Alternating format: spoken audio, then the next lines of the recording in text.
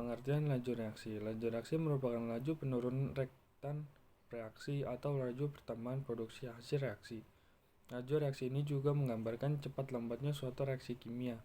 Sedangkan reaksi kimia merupakan proses pengubah suatu zat reaksi menjadi zat baru yang disebut dengan produk. Beberapa reaksi kimia ada yang berlangsung cepat. Natrium yang dimasukkan ke dalam air dan menunjukkan reaksi hebat dan sangat cepat. Begitu pula dengan petasan dan kembang api yang disulut. Bensin akan terbakar lebih cepat daripada minyak tanah, namun ada pula reaksi yang akan terbakar lebih cepat dari tanah, namun ada pula reaksi yang berjalan lebih lambat. Proses perkaratan bersih misalnya membutuhkan waktu sangat lama sehingga laju reaksi sangat lambat. Cepat lambatnya proses reaksi kimia yang berlangsung dinyatakan dengan laju reaksi. Dalam mempelajari laju reaksi digunakan besaran konsentrasi setiap waktu. Satu noktin dinyatakan dengan maloritas. Atau apakah yang dimaksud maloritas? Maloritas sebagai satuan konsentrasi dalam laju reaksi. Maloritas menyatakan jumlah zat mol dalam satu larutan, sehingga maloritas dinonaktifkan dengan M dan dirumuskan sebagai berikut. M sama dengan N per V. N sama dengan jumlah mol dalam satuan mol atau mmol. V sama dengan volume dalam satuan L atau ml. Manfaat laju reaksi. Dalam kehidupan sehari-hari, dengan mempelajari laju reaksi, kita dapat mengetahui bahwa reaksi itu dapat berlangsung berpengaruhi oleh beberapa faktor. Misalkan saja luas permukaan. Jika kita mengetahui luas permukaan itu mempengaruhi laju reaksi, pasti akan memperkecil luas permukaan suatu zat sebelum mengelola. Beberapa contoh penerapan laju reaksi dalam kehidupan sehari-hari. Ibu di rumah atau berpedagang bubur kacang mengiris terlebih dahulu gula merah yang akan dimasukkan ke dalam bubur kacang.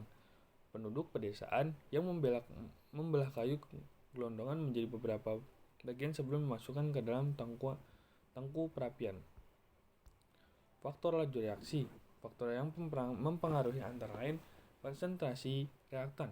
Semakin tinggi konsentrasi reaktan, semakin banyak jumlah partikel reaktan yang tertumbuhkan, sehingga semakin tinggi frekuensi terjadinya tumbukan dan lajunya meningkat. Sebagai contoh, dalam reaksi korosi besi di udara, laju reaksi korosi besi lebih tinggi pada udara yang lemahnya lebih tinggi. Konsentrasi reaktan H2O tinggi.